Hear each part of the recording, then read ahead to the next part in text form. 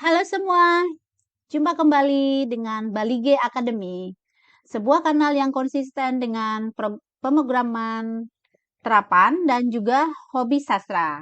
Namun kali ini saya akan membawakan karya sastra, sebuah cerpen dari saya, Vivian Sihaan, dengan judul Penelusur Waktu. Cerpen ini bergenre sci-fi. Kita mulai ya. Penelusur Waktu. Hai, hentikan! Hentikan! Sebelum kupanggil kau pencuri. Lelaki beruban berusaha mengejar terus. Tampak antara pikiran dan langkah tubuhnya yang tambun memberontak. Timbunan lemaknya bergoyang, menyulitkan gerakan. Anak muda, hentikan!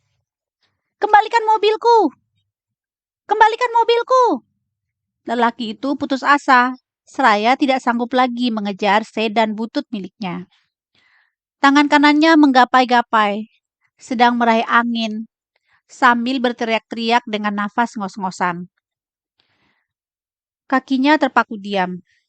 Kini, kedua telapak tangannya memegangi lututnya yang tidak muda lagi, sambil menyemburkan nafas dari laringnya. Dia membuka dua kancing bajunya paling atas, membiarkan angin mengeringkan keringat pada sekujur tubuhnya.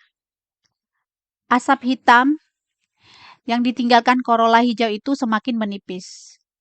Bannya semakin menjauh. Pencuri itu tidak peduli keselamatannya. Kakinya terus menginjak pedal gas. Kini Corolla tua itu melaju di atas 100 km per jam. Tidak peduli situasi aspal. Kini, koefisien gesekan sama dengan 0. Baru saja turun hujan. Jalan basah, teramat licin. Dia hanya diuntungkan suasana senyap. Tidak banyak kendaraan yang melintas. Anita. Taman kota tampak sepi. Sepanjang trotoar tidak terlihat pedagang. Musim hujan menolak berkonspirasi baik dengan mereka. Hanya 100 meter ke arah timur, gedung tua tinggi berdindingkan bata merah, bak khas bangunan Roman Katolik di Sumatera Utara, angku kokoh tegak. Dibandingkan dengan bangunan sekitar yang terlihat berantakan. Sentra hunian berupa rumah kos-kosan dengan seratusan kamar. Tampak bahannya rapuh, kontras dengan bangunan Roman di sebelahnya. Mungkin temboknya kebanyakan campuran kapur, atau komposisi semen yang serba irit. Prinsip dasar pengusaha selalu ingin untung besar, modal minimalis. Keamanan, kenyamanan pelanggan tidak pernah dipikirkan. Yang ada hanyalah untung dan untung. Tulisan besar di atas pelang besar melekat pada depan gedung. Bertuliskan, Rumah Sewa Sumatera. Di pojok depan terletak papan menorehkan rincian. Harga kamar dari bulanan, catur bulan, semester, hingga tahun. Dengan harga yang menarik. Terlihat ada tulisan kapital pada papan putih dengan cat merah. Full. Memasuki lantai 2, terdapat di ujung lorong di kamar senyap. Di dalam sebuah kamar, barang-barang tertata rapi di dalamnya, milik seorang gadis. Peralatan kecantikan tersusun rapi di atas meja, boneka, dan alat mandi. Ruangan sangatlah feminim. Anita berusaha memejamkan matanya. Sepucuk surat yang diterimanya siang itu masih menyisakan kegundahan. Dia memutuskan bangkit lagi dan duduk termenung menatap keluar. Alam pikirannya berkecambuk. Dia tidak ingin menyakiti siapapun. Lamunannya terpecah seketika. Kedua bola matanya melempar tatapan keluar jendela.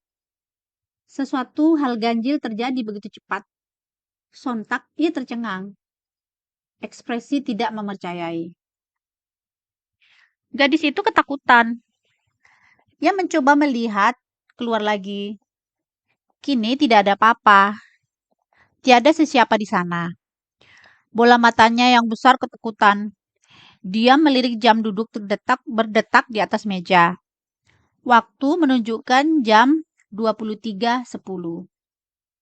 Secepat kilat, tangannya memegang pipi mudanya, mencubitnya, memastikan dia tidak bermimpi. Niatnya ingin memastikan ke bawah apa yang terjadi, tapi ia ketakutan. Apalagi pria itu menatapnya dengan sorot tajam. Anita menarik diri dari hadapan jendela, merunduk dalam remang cahaya. Beberapa menit berikutnya, ia memberanikan diri mengintip keluar dari balik gorden. Kini, ia merasa aman, namun menyisakan rasa bingung dan kalut. Ia harus istirahat, besok harus masuk kerja. Bolak-balik badannya, berjam-jam berusaha menutup mata. Subuh, akhirnya gadis itu tertidur lelap. Badannya pegal, kurang tidur. Rasa pegal dari seseorang yang kurang tidur dan bawah matanya membentuk setengah elips kehitam-hitaman. Bunyi alarm berdering. Seketika menghentikan mimpinya. Rasa penasaran membuncah. Keesokan pagi ia langsung turun mendatangi tempat kejadian. Tidak ada apa-apa yang tersisa. Belum genap 3 tahun, tinggal dan meninggalkan asrama tanpa pernah melupakan setetes kebahagiaan dan segudang kepahitan kehidupan di asrama. Kehidupan yatim piatu tidak mudah dilalui, dan situasi itu membuat dia sudah kebal menghadapi persaingan panti yang menyesakkan. Imunitas terhadap ganasnya kehidupan telah diraihnya. Langkah gadis itu mendekati taman. Ia sudah kenal dengan venue-nya. Pagi itu taman tidak begitu ramai, berhubung hari kerja. Ia menemukan sebuah benda, sangat aneh.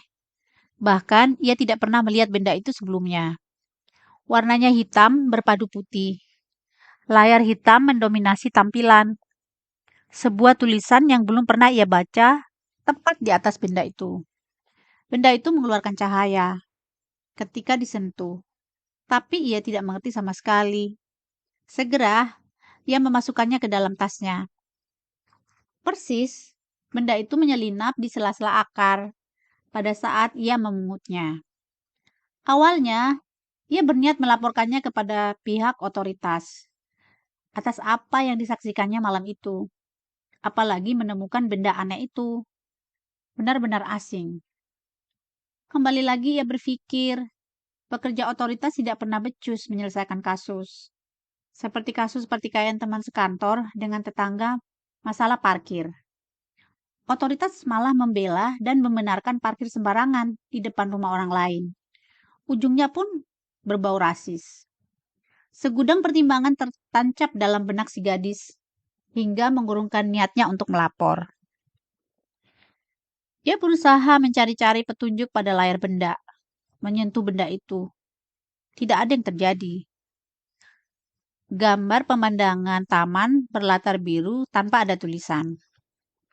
Bulan berganti bulan. Tidak banyak yang berubah dalam hidup gadis itu. Benda itu masih ada padanya. Kekasihnya baru saja menyurati. Pria itu tidak bisa berlabuh di darat.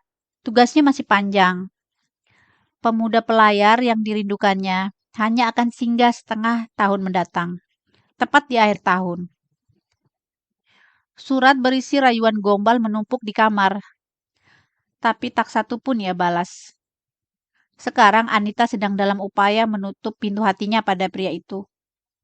Menurutnya, hubungan itu sangat tidak sehat dan seperti bermain yoyo, tarik ulur perasaannya. Saat ketemu, dia sangat senang, serasa pemilik dunia. Namun, saat berpisah, hatinya hancur lebur. Bila ditotal, dia hanya bertemu 10 kali dalam 2 tahun menjalin hubungan. Dia sangat mencintai pria itu, pria yang sangat bertanggung jawab. Tapi dia merasa bukan orang yang tepat mendampinginya. Dia tidak ingin menyakiti Ronggur. Dia punya alasan, namun belum kunjung menemukan cara menjelaskan isi hatinya. Ronggur adalah anak kedua dari 7 bersaudara.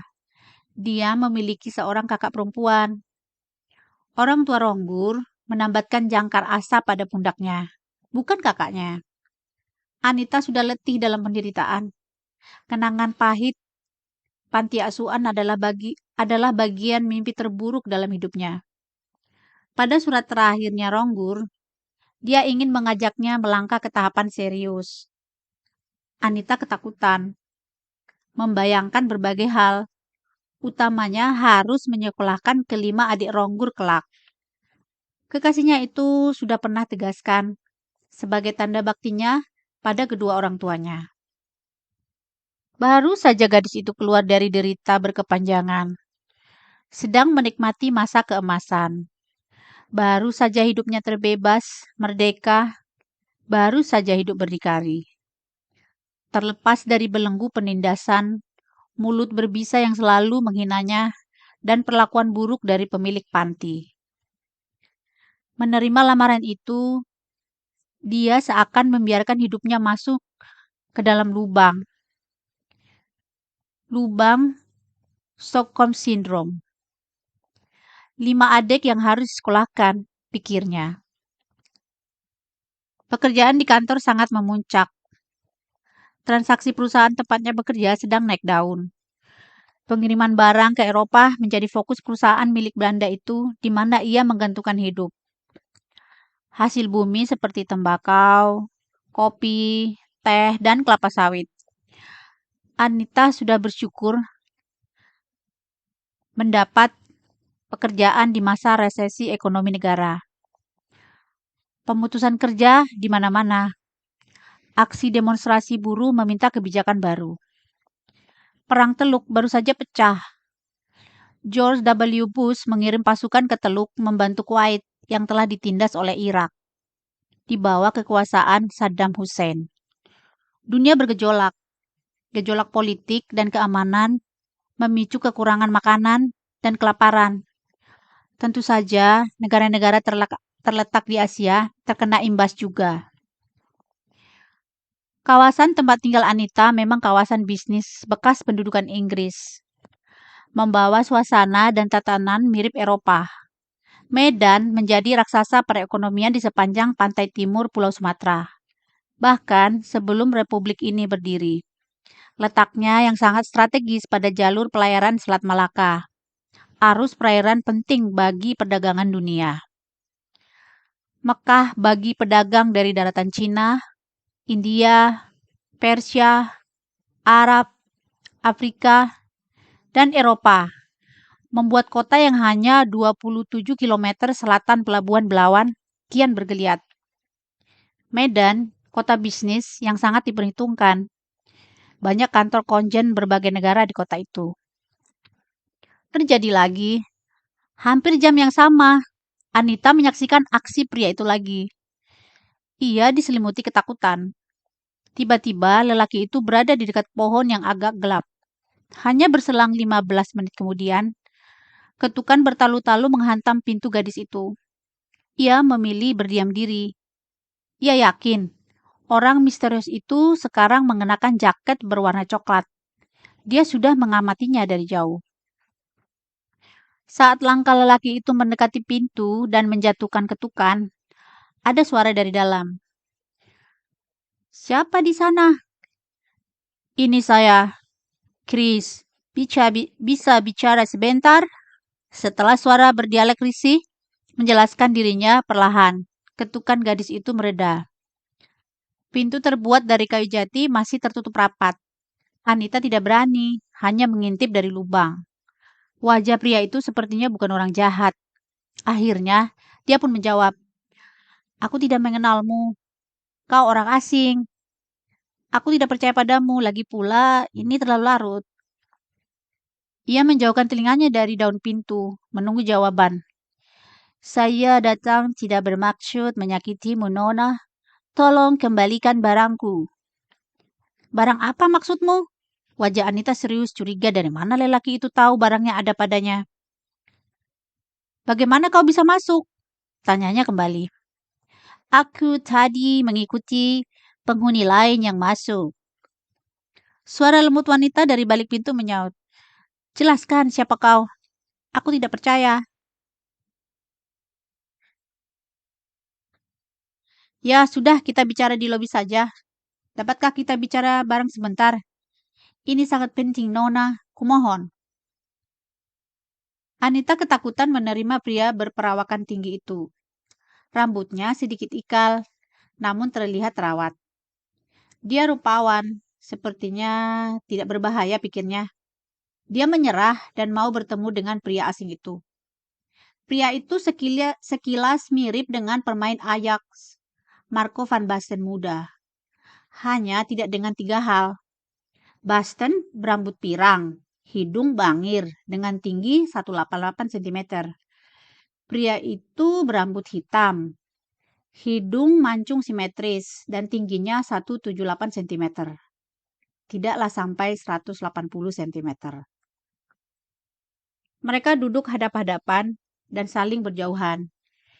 Dia menjelaskan siapa dirinya, dibantu dengan bahasa tubuh. Beberapa menit lepas, rasa takutnya berangsur tipis. Helaan nafas membantu dirinya sedikit tenang. Matanya mencuri-curi pandang pada alas kaki tamu asing di hadapannya. Sepatu yang tidak pernah dilihatnya, gaya rambut yang tidak pernah dilihat. Anita memberanikan diri keluar dan bicara di ruang lab itu. Pengalaman bekerja di perusahaan Belanda membuatnya tidak asing dengan pria Caucasian. Hanya saja yang satu ini tidak pirang. Wajahnya seperti mongrel, ada campuran Asianya. Sedari awal, lelaki itu berusaha menjelaskan jati dirinya dalam bahasa Indonesia terbata-bata. Pada akhirnya Anita memintanya agar ia menggunakan bahasa Inggris atau bahasa Belanda jika ia mampu. Anita menguasai sedikit bahasa Belanda dasar. Setelah memperkenalkan dirinya dengan nama Chris, lalu menyodorkan sebuah kartu identitas untuk meyakinkan gadis itu. Anita pun mulai tenang setelah membaca nama tertera Christopher Johnson. Lelaki itu meminta benda itu, tapi Anita tidak begitu saja memberinya. Ia ingin pria itu menjelaskan kehadirannya, menjawab 1000 pertanyaan di benaknya. Sekarang tahun berapa? Begitu tanyanya. Anita dengan santai menjawab, sekarang hari ke-7 di bulan Oktober 1990. Kau Caucasian? Tanyanya penasaran. Dutch, akunya. Dari balik pintu, kau sempat bilang kau separuh Sumatera. Ya, nenekku berasal dari Bali G. Aku hanya tahu kata Horas. Sedikit raut wajah Batak tersirat dari wajahnya. Rahangnya makin jelas saat dia melemparkan senyuman. Sekilas senyuman itu sangat mirip dengan Roni Sianturi, walau wajah mereka sangat berbeda. Pria itu tampak Eropa sekali, tapi tetap ada Asianya. Anita menipiskan kedua bibirnya, membuang pandangan ke arah luar. Tentu saja aku tahu tempat itu. Di tepian Danau Toba kan? Satu kantor pernah melakukan retreat ke sana. Tepatnya di Pakodian, terangnya. Kau mungkin tidak percaya, apapun yang akan kukatakan. Aku bukan bagian dari masa ini. Datang dari masa depan. Wajah Anita kerenan saja dan sangsi atas pengakuan pria itu. Matanya bergerak-gerak, menyandikan keraguan. Lelaki itu mengeluarkan sebuah benda dari kantong jaketnya. Anita pun pucat dan pingsan. Beberapa jam kemudian, ia sudah terlelap memeluk boneka beruang di tempat tidur. Setelah gadis itu siuman, Chris masih duduk di pojok kamar. Aku belum pernah tahu sama sekali dengan time traveler atau penelusur waktu. Anita masih kebingungan dengan gaya dan penampilan pria itu. Pakaian yang dikenakan tidak pernah dilihatnya. Apalagi peralatan di tangannya mirip dengan benda yang tadi malam ditemukan. Rupanya sedari tadi ia membaca dari benda itu. Warnanya putih menyeluruh. Akhirnya Anita pun memberikan benda yang ditemukannya di taman. Chris pun pergi dan berterima kasih padanya. Meminta Anita tidak buka mulut dan tidak mengatakan pada siapapun. Dan ia punya rasa aman dan yakin pria itu bukan kriminal. Panjang lebar bercerita tentang dirinya membuat Anita semakin bingung. Chris bercerita banyak bahwa ia tersesat masuk ke dalam tahun itu. Seharusnya ia berada di tahun 1980. Namun mesinnya merespon error dan membawanya ke tahun 1990. Ini kunjungan keduanya ke tahun ini. Dia mengaku sangat tertarik berada di sini di zaman itu. Keduanya pun menuju sebuah restoran dan bercerita panjang lebar. Di kantongnya terdapat segepok emas. Dia sudah menukarkan hanya beberapa gram. Jumlah uang cukup untuk bekal pakaian, telepon, penginapan, dan makan untuk beberapa hari. Keesokan harinya, Chris terlihat duduk di bangku taman, menunggu Anita turun. "Hui de morgen." "Morgen," jawabnya.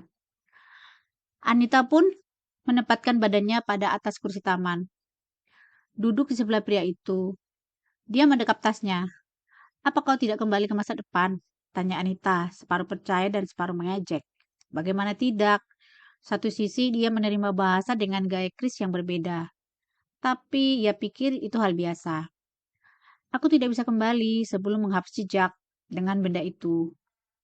Hidup di tahun berbeda sangatlah sulit, terutama cara bertahan hidup dan pekerjaan."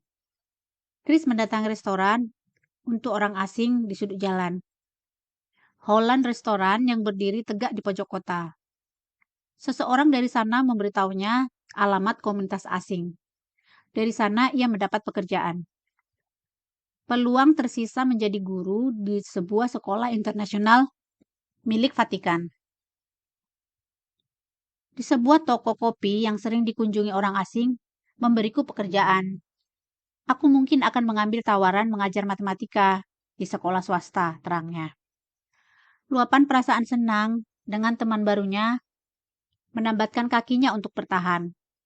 Anita tidak pernah memintanya bertahan. Lelaki itu sudah seperti tersihir. Aku tidak mengantongi permit atau paper apapun. Itulah sebabnya aku tidak boleh berkunjung lama. Bagi programmer muda seperti Chris, kesehariannya sangat familiar dengan komputer gawai atau desktop, membuatnya pada awalnya tidak berminat tinggal berlama-lama di tahunnya Anita. Mengajari anak remaja rupanya bukanlah hal gampang. Level kesabarannya masih di level C. Romo kepala memberinya kesempatan mengampu 2 mata pelajaran, yakni geometri dan pengukuran, serta statistika dan peluang. Itu pun masih masa percobaan. Dia ingin sekali mengampu pengenalan komputer, tapi sudah dikuasai Frater Mangasi. Frater muda berprestasi itu baru pulang dari Italia. Vatikan telah mengutusnya belajar pada jurusan Computer Science dari kampus legenda Politecno Milano. Panah Dewa Cupid dan Dewa Amor menusuk tepat di jantungnya. Perasaannya tidak tenang. Dia susah makan, susah tidur, yang terbayang hanya wajah Anita. Kulit gadis itu eksotis, rambutnya sebahu. Temannya di kantor terkadang memanggilnya Lulu Tobing karena kemiripan mereka. Bagi standar Chris, kecantikan gadis itu berada pada garis ukur 7. Tapi ada sesuatu dalam diri perempuan itu. Entahlah apa.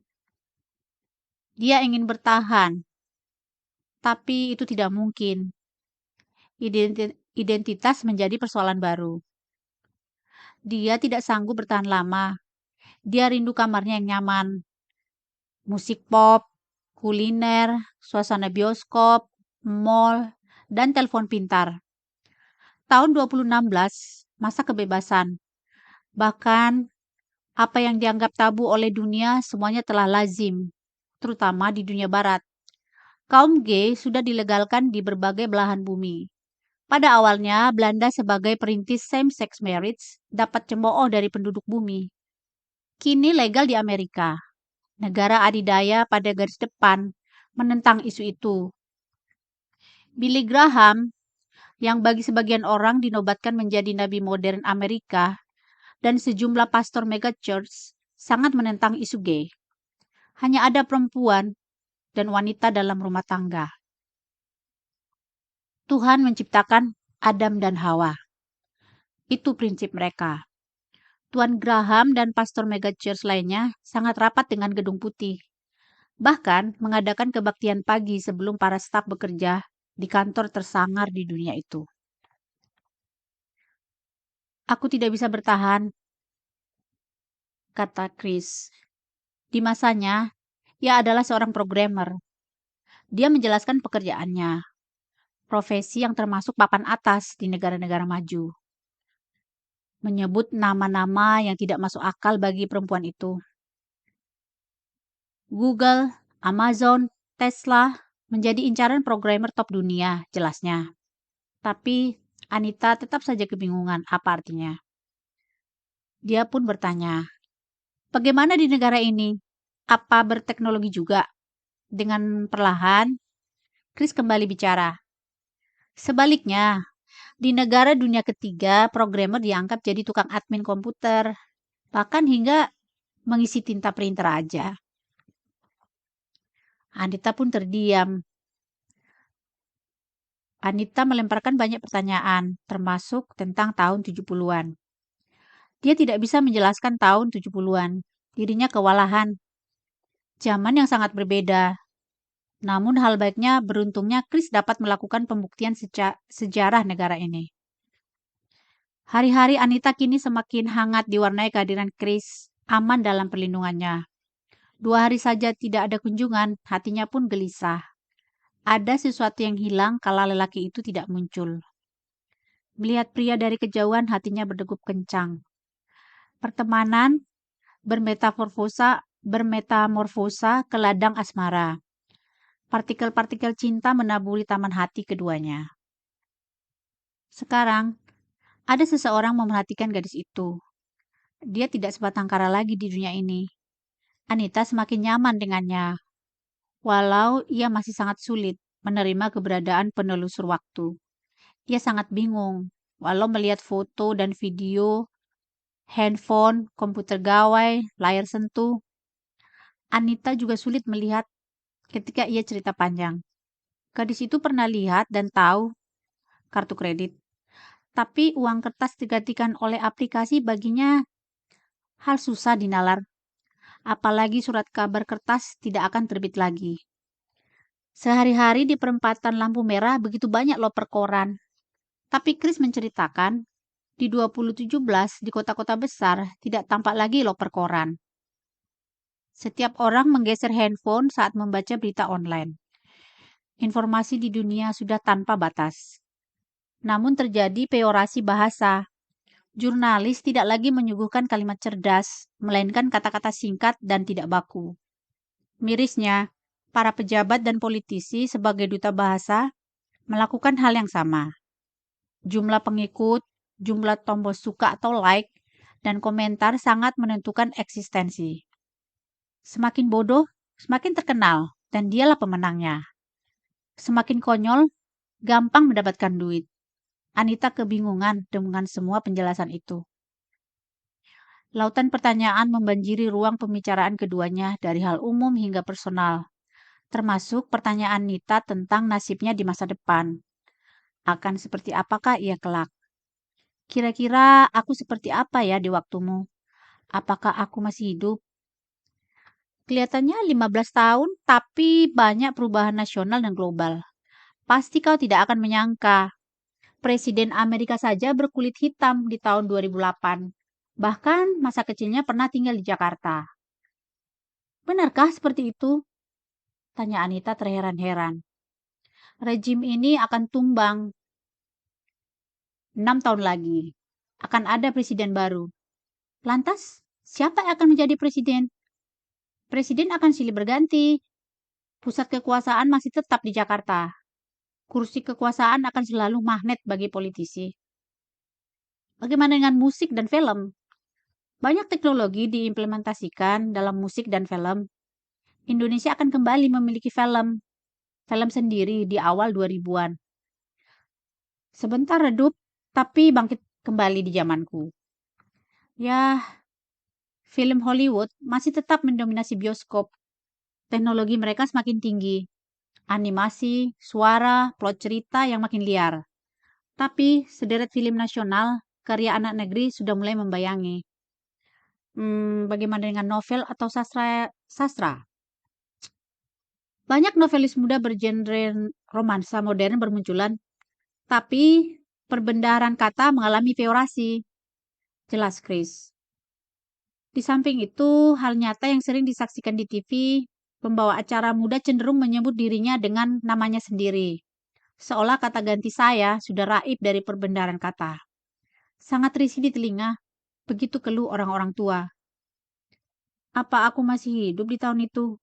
Kalaupun hidup, apakah aku akan mengenalimu? Tanyanya antusias. Chris tidak pernah menjawabnya. Sulit baginya menjelaskan peristiwa dahsyat tsunami yang melanda bumi Aceh. Tidak hanya Aceh, hantaman tsunami subuh itu juga menewaskan ratusan ribu jiwa di puluhan negara, dari pantai Thailand hingga sebagian kecil di Afrika. 200.000 lebih penduduk Aceh tewas seketika pada subuh hari Natal kedua di tahun 2004. Gulungan ombak meluluhlantahkan segalanya. Ada berita menggelegar di pantai barat Sumatera tahun 2004 mendatang. Bencana alam terbesar yang tercatat dalam sejarah dunia. Ujar Chris dengan wajahnya muram menatap lantai. Togar. Setahun terakhir, pemuda itu menaruh hati pada Anita. Hanya saja ia terlihat tidak percaya diri. Terlahir dari keluarga menengah, ayahnya seorang karyawan perusahaan produksi elektronik. Sebagai anak semata wayang, ia tidak banyak masalah dalam keuangan. Hanya saja pertengkaran dengan ayahnya menanam kepahitan yang tak berujung dalam dirinya. Beruntung, ibunya selalu berada di sisinya.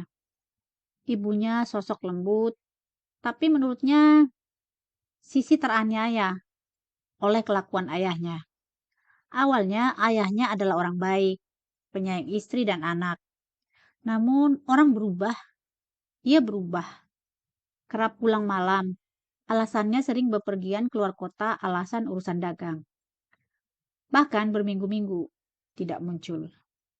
Belakangan berpamit diri pada istrinya untuk menikahi wanita muda, 10 tahun lebih muda dari ayahnya. Ibunya terhempas sendirian di rumah, melanjutkan hidup dalam kepedihan. Keterampilan ibunya dalam menjahit membuatnya sibuk dan bahkan membuka kursus menjahit kecil-kecilan di rumah. Suaminya hilang tanpa kabar, bahkan tidak pernah mengirimkan apapun. Kepahitan dalam diri putranya semakin mendalam. Ibunya berpeluh mengumpulkan rupiah dengan tangan kreatifnya. Lembar surat perceraian tidak pernah ada. Ia hanya mendengar dari adik suaminya. Lelaki yang ia pernah kasihi kini memutuskan tinggal di rumah istri keduanya dan bayi mereka. Ia tidak pernah dikeluarkan dari pekerjaan. Ibu Togar pun tidak mau mempersulit dan mempermalukan suaminya. Bagaimanapun, dia tetaplah bapak anaknya, si Togar. Togar akhirnya lulus dalam waktu tepat. Mahasiswa teknik itu tidak begitu lama menganggur. Ia mewarisi kecerdasan kakeknya dari sisi sang ayah. Kawannya adalah seorang putra dari Badan Intelijen, memberitahu lowongan pekerjaan. Walau hanya menjadi pesuruh dan operator, ia sudah sangat senang bekerja di Badan Intelijen. Terpikir untuk keluar, tapi mencari kerja semakin sulit. Pengangguran merajalela. Sesekali dia dilibatkan dalam sebuah misi. Inilah yang membuatnya bertahan.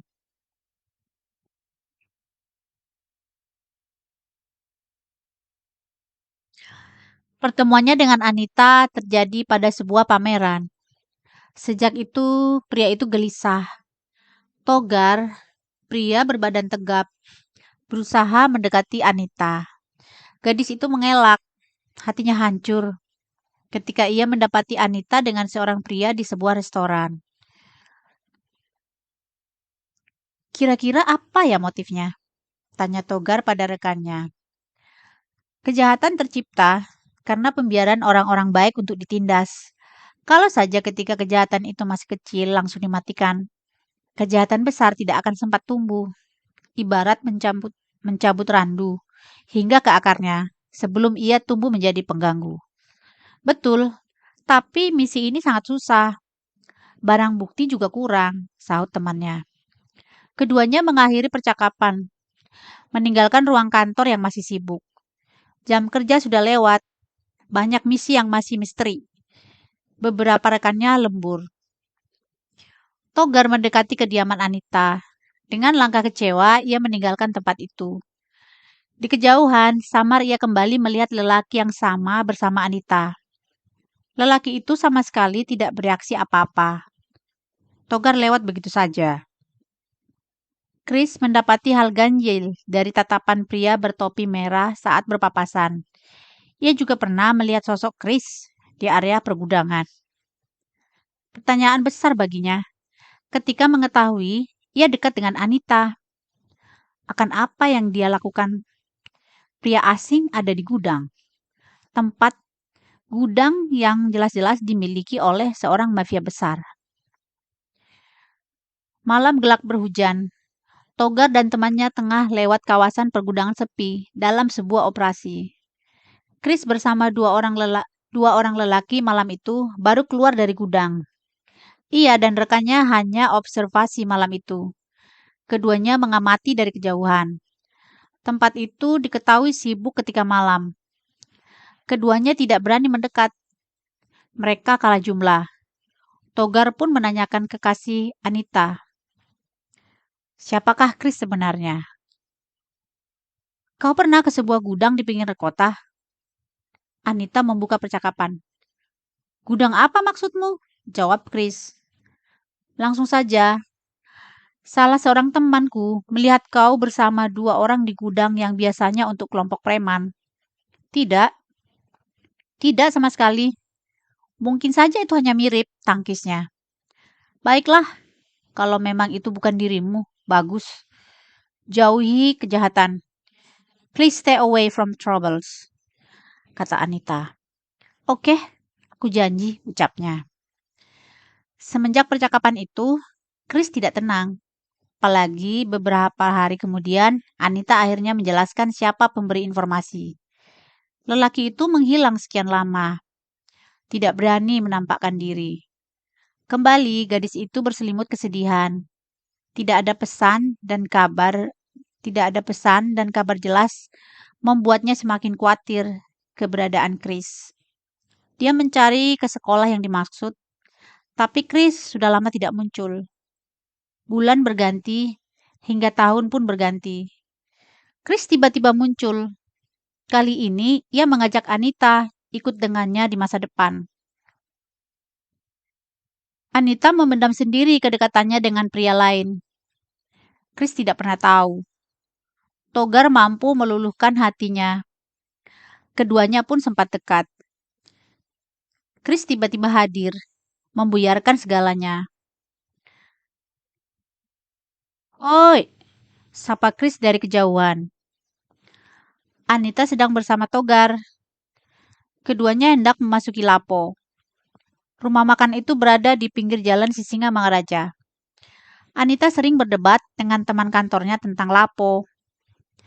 Tatanan kursi panjang, meja yang masih berminyak dan kurang rapi, lantai yang kurang bersih, ada botol air putih dalam botol bir, cuci tangan dari kobokan plastik, apalagi kalau bicara kamar mandi. Jarang sekali ditemukan bersih. Anita tidak terlalu peduli semua itu. Katanya, saksang Lapo selalu enak. Dia dan kawannya iseng mengajak bosnya ke sebuah Lapo. Mereka tidak menduga. Bosnya makannya lahap. Walau awalnya sang bos mengaku takut sakit perut. Sempat ada Lapo modern. Dengan kursi bagus, kipas besar, meja bagus, tempat cuci tangan khusus, urinator, dan toilet duduk. Betul-betul modern. Bahkan, karyawannya diperlengkapi seragam, topi, dan sepatu. Tampilan mereka sudah seperti pelayan McDonald. Parkiran luas dan dilapisi paving konblok. Adalah seorang putra Batak baru pulang sekolah masak dari Italia. Ingin melakukan terobosan dalam dunia kuliner Batak. Dia ingin memberikan tren baru dalam dunia perlapoan. Tapi sayang, usaha itu sia-sia. Sepi pengunjung. Beredar kabar, orang takut masuk, diduga pasti mahal. Padahal, menu dan harga sudah dicantumkan pada papan depan. Masihlah terjangkau. Tetap saja peminat sepi. Ada pula penggemar saksang mengaku, tidak sah rasanya kalau diubah modern. Kurang merakyat katanya. Lapo modern itu pun hanya berumur pendek. Lapo Toba terkenal cita rasa masakannya. Saksang dan manuk binadarnya tidak ada yang bisa mengimbangi. Komposisi bumbu lain terhadap andalimannya sangatlah tepat. Siang itu, Lapo Toba sangatlah ramai. Anita sudah takut akan terjadi sesuatu. Dia tahu Togar bermasalah dalam pengendalian diri. Dalam hatinya, Anita sangat paham dan sekaligus kangen dengan suara itu. Dia bingung harus berbuat apa. Akhirnya dia memilih diam. Tapi Chris tetap saja ngotot, mengekor. Togar mencari suara itu ke arah Anita menoleh. Dia ingin senyum, tapi gondok dalam hatinya. Dia tetap melangkah masuk ke Lapo. Suasana sempat tegang. Chris tetap ingin bicara dengan gadis itu. Anita memilih diam. Pengunjung Lapo lainnya hanya diam, tidak berani turut campur. Tubuh kedua pria itu tinggi dan kokoh. Mereka juga takut pada Togar. Potongan rambut dan tubuh kokoh pria itu membuat orang berpikir dia adalah bagian dari tentara atau polisi. Keduanya terlibat duel, perkelahian konyol antara dua pria dewasa. Chris dalam kalut.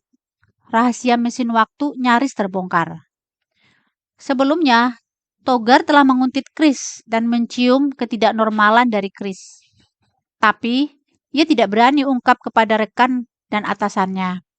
Dia khawatir wanita yang disayanginya akan murka padanya, berpotensi membencinya selamanya.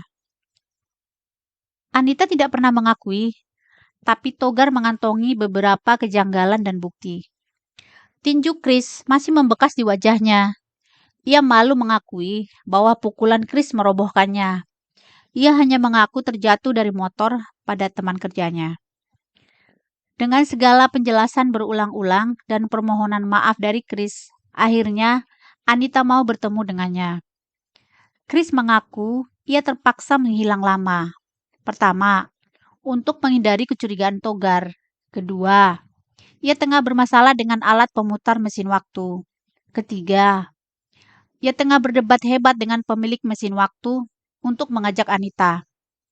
Padahal, ia tahu itu adalah hal mustahil. Dia tidak menyangka gadisnya akan terlibat dalam hal yang tidak menyenangkan. Chris tidak ingin mematahkan semangat hidup gadisnya. Anita telah menderita sejak kecil. Dia tidak ingin menambah penderitaannya. Tapi terkadang keterus-terangan tidak selalu bagus.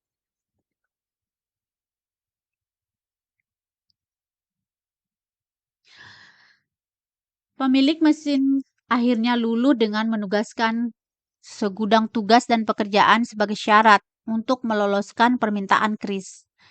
Setelah persiapan matang, Anita dan Chris pun berangkat ke masa depan, masuk ke dalam hidup dan waktunya Chris. Semua penjelasan Chris tentang waktunya persis dengan apa yang dilihatnya. Kotanya bersih, indah, modern, telepon pintar, pesawat, bandara mewah, toilet mewah, dan bioskop mewah. Gadis itu menikmatinya. Bisa dibilang, Anita adalah orang yang paling bahagia berada di tahun 2017, tanpa beban hidup bak anak kecil yang baru mengenal dunia.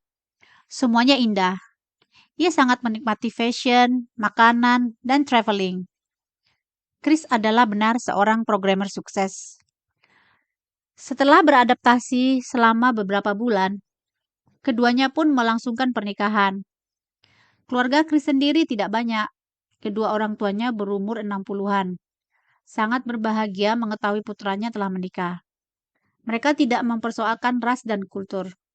Keduanya menyukai Anita.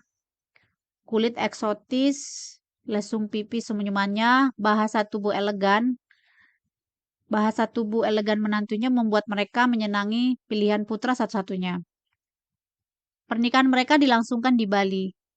Orang tua Chris memberikan selamat via Skype. Masa bulan madu keduanya dihabiskan di pantai ternama di pulau sebelah. Tanpa terduga, ombak besar menghantam kapal mereka. Kapal cepat yang mereka tumpangi hendak mendekati Gili Trawangan. 2 turis tewas saat itu. Chris dan Anita selamat. Kedua orang tua Chris datang menjenguk anaknya dan menantunya di Pulau Lombok. Chris sudah sembuh total, walau trauma masih menghantuinya. Di balik itu, ia merasa bersalah. Teriakan histeris Anita membangunkan pasien kamar sebelahnya. Ia tidak merasakan apa-apa. Yang ada hanya kedua pahanya. Kau kehilangan kedua kakimu. Keduanya patah dan rusak. Jalan satu-satunya amputasi. Jelas Chris. Setelah gadis itu terlihat tenang akibat lelah menangis. Kenapa aku harus selamat? Kenapa aku tidak tewas seperti yang lain? Tetesan air matanya tidak pernah berhenti. Linangan air mata menghiasi hari-harinya. Keindahan bulan madu sirna seketika. Anita dilanda depresi hebat dan banyak terdiam. Chris berusaha memahami istrinya. Setahun kemudian, Anita semakin bisa berdamai di atas kursi roda. Ia berusaha melanjutkan hidupnya. Ia merasa tidak berguna dan merepotkan suaminya. Dia iba melihat Chris. Dia merasa tak pantas untuknya. Segala upaya dilakukan untuk istrinya. Anita pun dibawa ke Singapura. Pada akhirnya ada solusi teknologi. Namun, kaki bionik tidak juga membuatnya senang 100%. Benda itu tetaplah asing. Tepat di hari ulang tahun pernikahan kedua mereka, Chris mengungkapkan pengakuan yang menggoncangkan. Aku penasaran dan kembali ke masa tsunami itu, mencari-cari keberadaanmu begitu lama. Akhirnya, kutemukan kau di sebuah rumah sakit dengan kondisi sangat buruk. Tentu saja, hal itu tidak mudah. Sampai-sampai aku harus membuat deal-deal pelik dan berbahaya dengan pemilik mesin waktu. Semua kulakukan untuk mencari keberadaanmu. Aku mencoba mencarimu kembali pada tahun berbeda. Berharap kondisimu membaik dan kau mengenaliku. Hingga 2 tahun selepas tsunami, aku melihatmu sedih di atas kursi roda di sebuah penampungan. Pandanganmu kosong, hatiku remuk hancur. Mereka bilang, kau tengah berlibur Natal ke tempat temanmu yang berada di Banda Aceh. Kau sudah beruntung selamat. Temanmu dan keluarganya terhanyut dan ditemukan tewas. Air laut setinggi 30 meter, bahkan di bibir pantai setinggi 51 meter menghanyutkan segalanya. Benda-benda metal, mobil, kapal, atap, kayu, tiang besi, rumah, tiang listrik, dan ragam benda lainnya menyatu dalam air, menyapu dan memaksa masuk ke tengah kota. Tubuhmu terhantam benda-benda itu. Beruntung, tim penyelamat menemukanmu. Diduga kau sudah mati. Tubuhmu dilumuri lumpur. Kejadiannya sungguh tragis. Diperkirakan total 230.000 tewas dari Aceh sendiri dan termasuk dari berbagai negara. Tragedi bencana dahsyat tercatat sepanjang sejarah dunia. Sadis. Banyak bukti terekam di YouTube, tapi kuharap kau tidak perlu menontonnya. Raut wajah Anita tak hentinya dibanjiri air mata. Lelaki itu melanjutkan ceritanya dan memandangi wajah Anita yang berlinang air mata dan memegang lembut tangan istrinya. Aku ingin mengubah kondisimu. Hati ini tidak sanggup melihatmu tenggelam di telaga sunyi dan derita. Saat kau kuhampiri, sama sekali kau tidak mengenaliku. Bahkan aku menyalamimu. Kau tidak ada ekspresi pada siapapun. Dirimu mortal, kehilangan harapan dan semangat hidup. Anita hanya terdiam, bibirnya terkatup merapat, membisu 1000 bahasa. Teramat sukar baginya berkata-kata, menerima kenyataan tanpa kedua kaki dan mendengar kisah masa depan. Aku berusaha ingin mengubah masa depan. Rupanya usahaku sia-sia. Satu hal yang kusyukuri, setidaknya kita dapat bersama, ujar lelaki itu. Minggu berganti minggu, lambat laun Anita dapat menerima kunjungan suaminya. Tidak dipungkiri, sedih itu masih tetap tersisa, entah sampai kapan. Dewa Amor menyiraminya dengan 1 ton kasih. Kuncup anggrek kini mekar kembali. Kini ia bersemi kembali, walau tidak pernah seindah dahulu. Demikianlah cerpen ini saya bacakan. Terima kasih atas waktunya dan ketemu kembali di cerpen berikutnya. Horas!